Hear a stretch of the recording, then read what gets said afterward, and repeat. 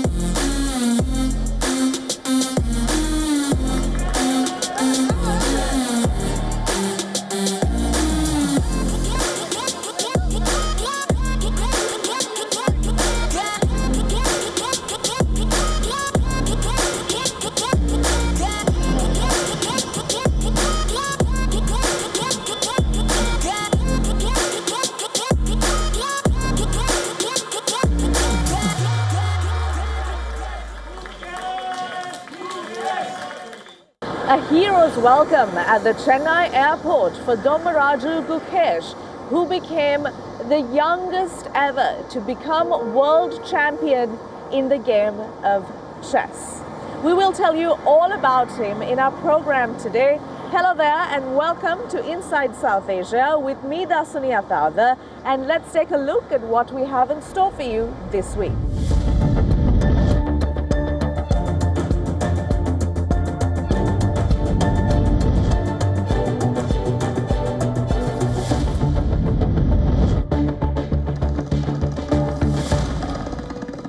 Sri Lankan President Anura Disannayke was in India earlier this week, significantly marking his first foreign visit of his tenure. This visit comes at a time as Sri Lanka is now coming to terms with its economic realities as well as redefining relationships with their neighbours. Here's more.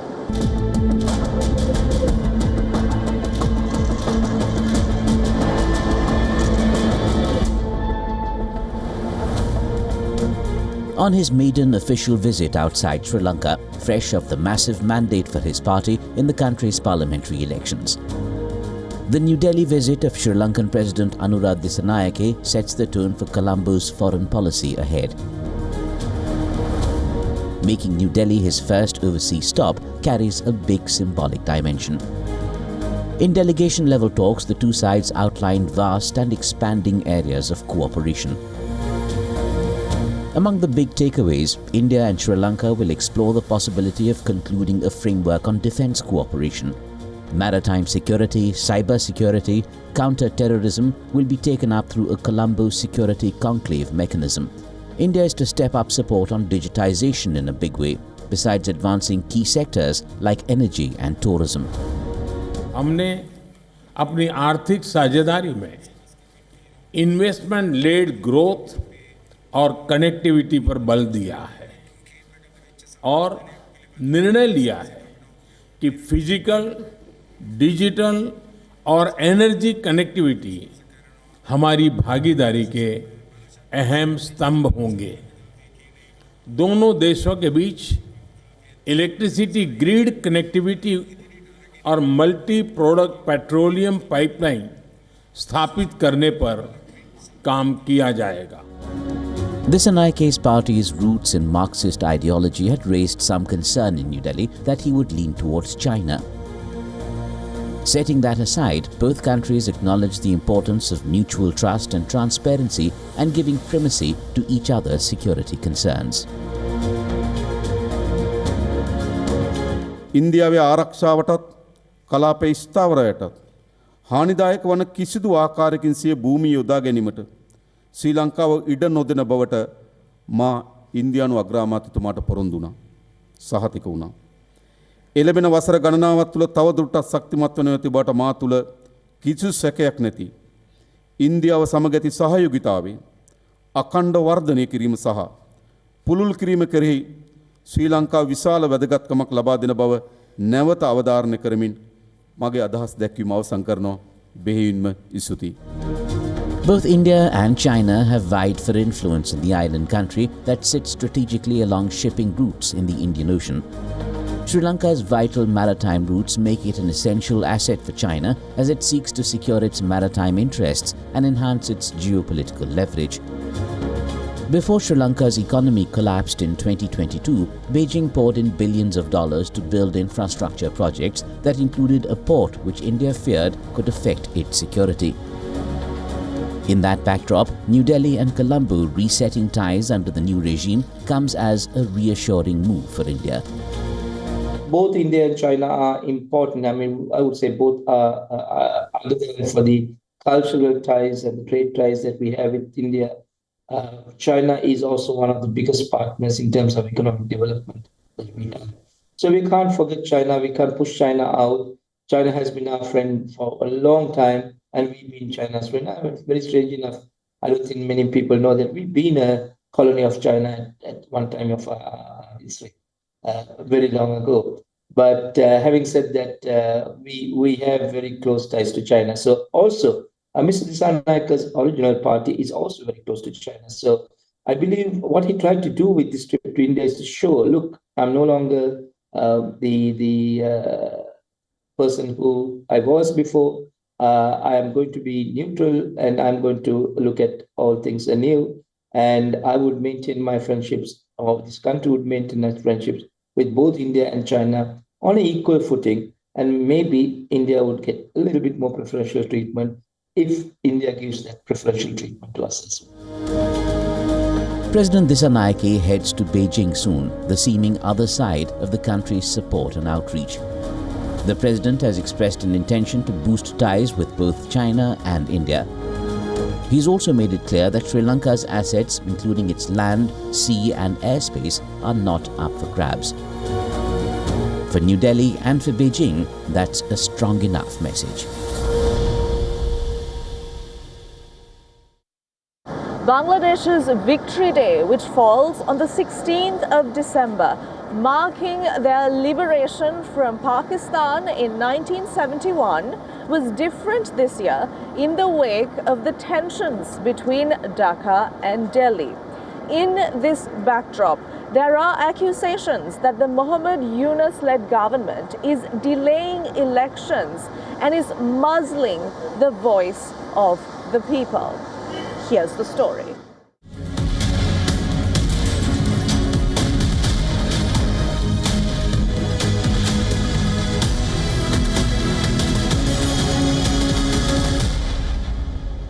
The day marks 53 years of the birth of a new nation, Bangladesh. This iconic picture is of the signing of the Instrument of Surrender by the Pakistani and Indian commanders in Dhaka on the 16th of December 1971. It was India's greatest military triumph. The Indian military's thumping winds on land, sea and air crushed Pakistan. The Pakistan Army surrendered with 93,000 soldiers, the biggest ever surrender after the Second World War. Pakistan lost half of its territory with the birth of Bangladesh. The close India-Bangladesh relationship seemed sealed forever. Down the years, the 16th of December, called Vijay Divas or Victory Day, has been celebrated with a special fervour in both countries. A tribute to the martyrs, Bangladesh's reliving of the struggle for freedom, and so much more. 53 years on, however, entirely new dimensions have emerged. To mark Victory Day, Prime Minister Modi expressed praise for the brave soldiers who contributed to the historic win. Leaders of the Muhammad Yunus-led interim government in Bangladesh, however, saw the message as India appropriating the day. Yunus's law advisor reacted, condemning the statement. He called it a victory day for Bangladesh and that India was only an ally. Student leader Hussain Abdullah and a member of Khalida Zia's Bangladesh Nationalist Party or BNP criticized Prime Minister Modi for not mentioning their country in his social media post. Is the fact of India liberating Bangladesh from Pakistan 5 decades ago irking the Yunus administration? Hussain Abdullah even declared the need for a continued fight against India. What Bangladesh sees as a perceived threat from India is in so many ways the outcome of tensions brewing within and pressure from outside. Bangladesh's ousted Prime Minister Sheikh Hasina, seen by the new incumbents as an India stooge, attacked the Yunus-led interim government again last week. Hasina called Yunus a fascist and alleged that his dispensation aimed to suppress the spirit of the liberation war and the pro-liberation forces. She even said that the Yunus government was secretly supporting the anti-independence movement. Big cracks have emerged within the country too, between the interim government of Yunus and the Bangladesh Nationalist Party of former Prime Minister Khalida Zia. Yunus is accused of delaying the electoral process in the name of reforms. Under immense pressure, Yunus has come out finally with a faint timeline. If we add the expected reforms in terms of electoral process with this, based on national unity and the recommendations made by the Electoral Reform Commission, then it might take at least 6 more months. Largely, it can be said that the time for the election can be fixed from the end of 2025 to the first half of 2026. Meaning another year or more before Bangladesh goes to the polls, another year under an unelected government. That's unless things take a turn towards push and pull before that. For now though, Bangladesh's cup of woes seems only to get fuller by the day. In another winter tale, the harshest time of winter, known as Chilai Khalani, is yet to get underway officially, but the sudden drops in temperature are heavily felt in Jammu, Kashmir and Ladakh. Many bodies are now frozen as if in a dream.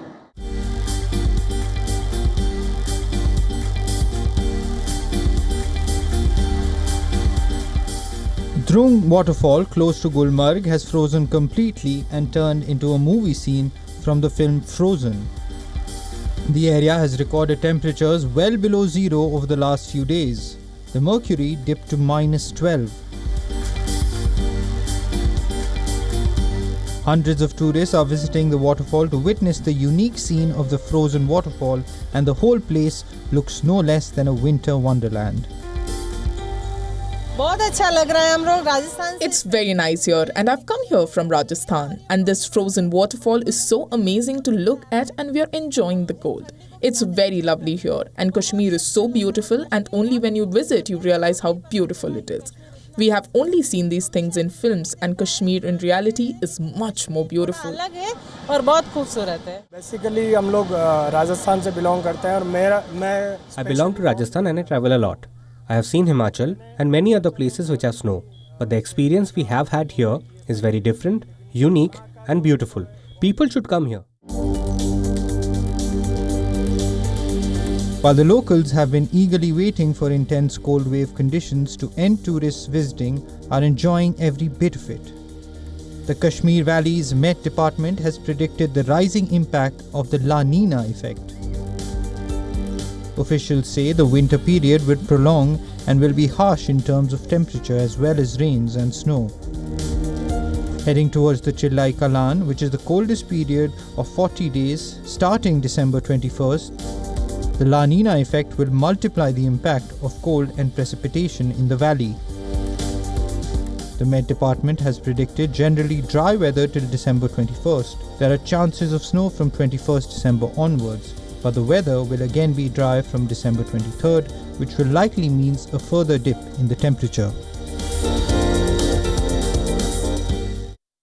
In Afghanistan, relief agencies are tackling a different type of crisis. A food crisis deepens every month and year in Afghanistan with no relief in sight. And now the World Food Programme has warned, with a harsh winter approaching, this crisis can deepen to vicious extremes. Here's the story. Loaded with bags of flour and rice, Khalid Riaz turned off a dusty road into Markhore Sulfa village, about 45 minutes drive from the bustling heart of Herat city in western Afghanistan. The 25-year-old volunteer is part of a non-profit organization that is involved in the delivery of emergency food packages.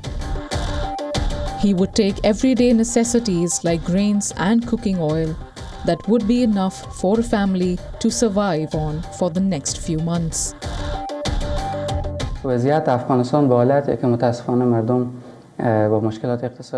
Afghan people are suffering greatly from the economic crisis. The villages we visit are far from the city, where residents do not have access to clean water and food. Therefore, when we go to these villages to distribute food packages, the people become very excited and run towards us, which presents a challenge for us to control the crowd. From one perspective, we can understand their behavior, as it is coming from a place of real need.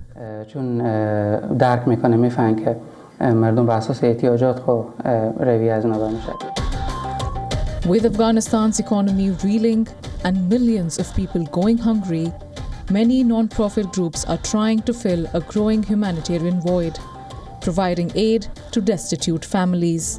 Meet 19-year-old Medina, who is also on a mission to deliver supplies to families living in dire conditions.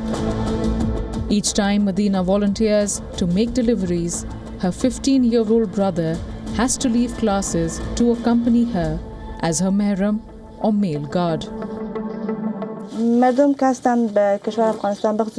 People in Afghanistan and especially in Herat need a lot of help after the earthquakes because their homes are destroyed. We can't help a family many times because many people are in need, so we only help one family once. If a family is very needy, they may receive aid from us a second time.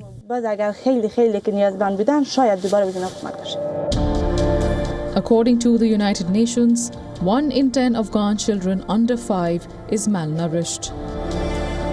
Sadiqa, a doctor with the organization Doctors Without Borders, says the number of patients with severe acute malnutrition and other complications is increasing daily.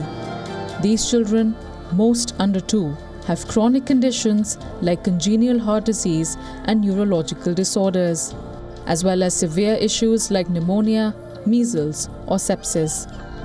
Number of patients are increasing day by day, month by month, even year by year, and more of our patients are less than 2 years old. When the patients are come to our pediatric triage, there are many types of patients. For 2 decades, Afghanistan was mired in a war that ended abruptly in August 2021, when the United States made its chaotic withdrawal and Taliban took over the country. Today, Afghanistan is isolated by sanctions that affect the banking system and other measures. Economic output plunged 27% between 2020 and 2023.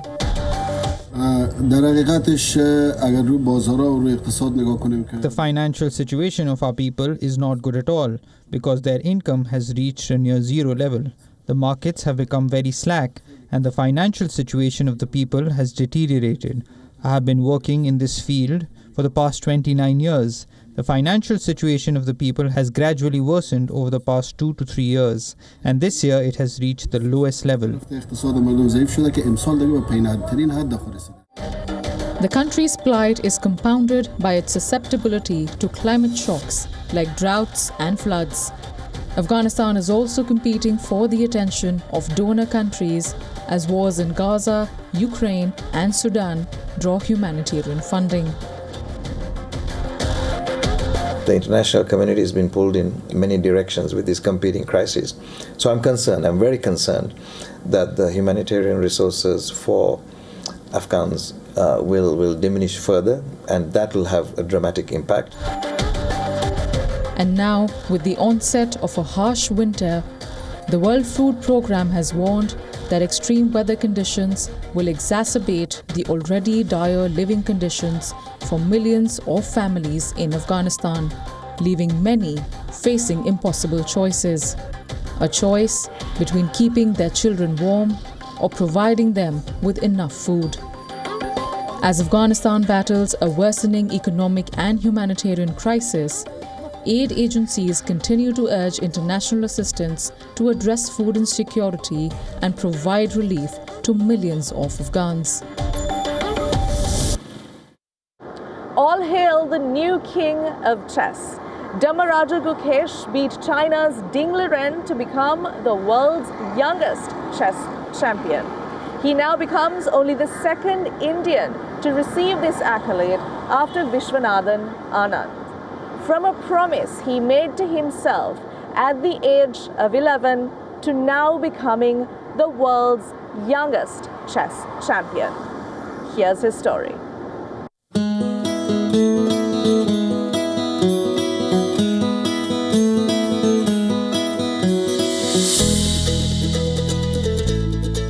First a smile, and then tears of joy.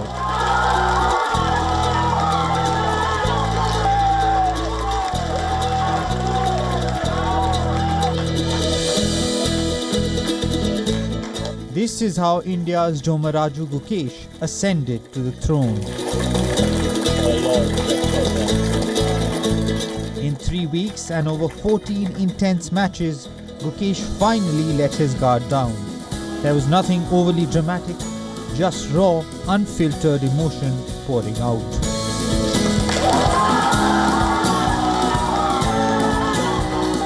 For the first time, Gukesh embraced every bit of being the 18-year-old he is. The teenager raised his hands aloft and soaked in the best moment of his life.